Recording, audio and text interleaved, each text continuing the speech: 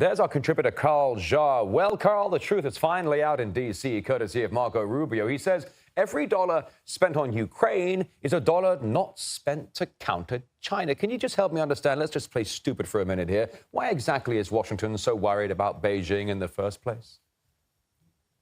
Well, this has always been the plan.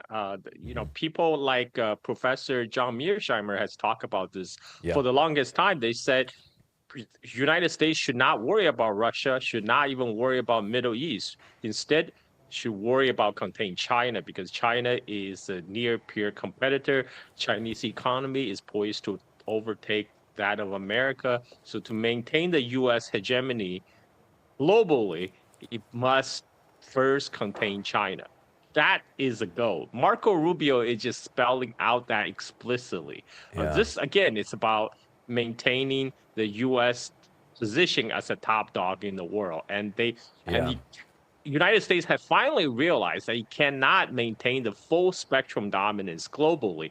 Marco Rubio admitted himself that it is now a multipolar world. So U.S. has to concentrate its resources, and he thinks that resource will be better spent to contain China in Indo-Pacific. Yeah, the question is, how do you contain China? I mean, it is already, frankly, de facto the economic kingpin of the world. It is the leading trading partner for more than half the world. It seems to me that China simply cannot be stopped. But do you expect lawmakers on Capitol Hill to agree with Rubio on this? Because so many of them have been signing off on hundreds of billions of dollars for Ukraine for years. I mean, old habits die hard, right? Well, this is the direction the Trump administration is pushing for. There might be some resistance from the Congress, but I think, for the U.S., as long as there's another war to look forward to, it'll be okay. This is how U.S. has swung from fighting wars in Afghanistan to Iraq and later to Libya, Syria, and now Ukraine. And as long as the military-industrial complex gets fed U.S. taxpayers' money, everybody's happy. But you said it exactly right. China is not looking to be contained at this point. We already saw what happened when Trump tried to initiate a tariff war against China. Within a month, the United States had to back down. Right. This is not going to turn out any differently.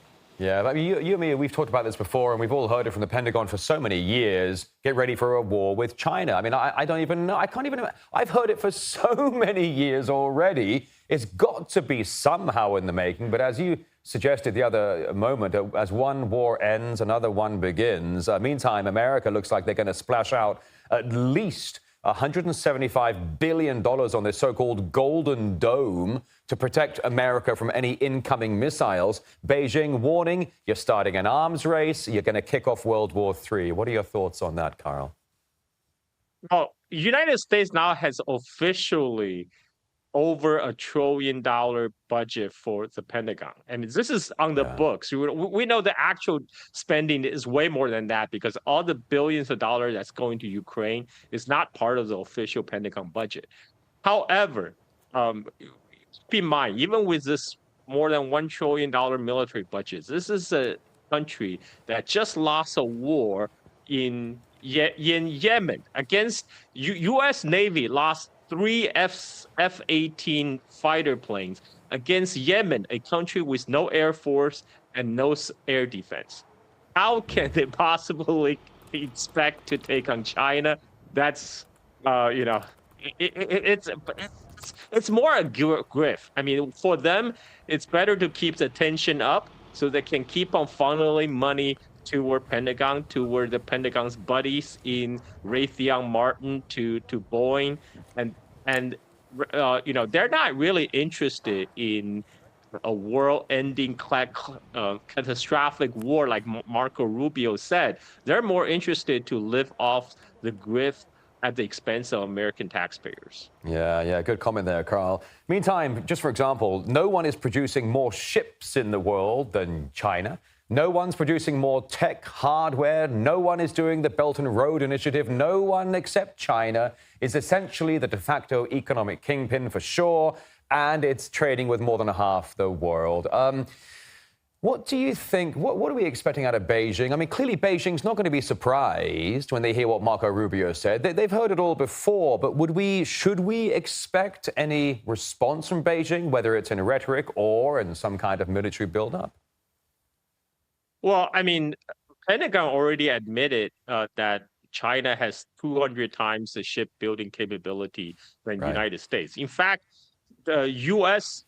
Pentagon already gave up on manufacturing at home. They're now going to help from South Korea, Japan, and Turkey in order to help with the naval buildup to contain China. This is how sad the state of U.S. manufacturing is, because Wall Street has been hollowing out the U.S. manufacturing base for the last 40 years. Yeah. Now China is a manufacturing superpower in the world. And during the same congressional hearing, Lindsey Graham questioned Marco Rubio, said, can we expect to put more sanction on China for their purchase of Russian oil? Would that help? And Marco Rubio said, well, 500% tariff. And I'm just laughing because U.S. just tried that last month. They just tried to cut off trade with China last month. In the end, they realized that's not tenable, and they have to back down and reduce the tariff. So this is all crazy talk at this moment. Yeah. I mean, it certainly does look like, though. I mean, according to the Pentagon and all the stuff we've been seeing over the years, that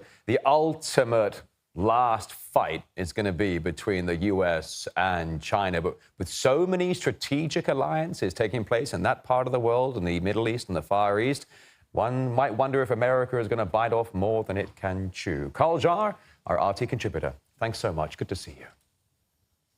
Thank you.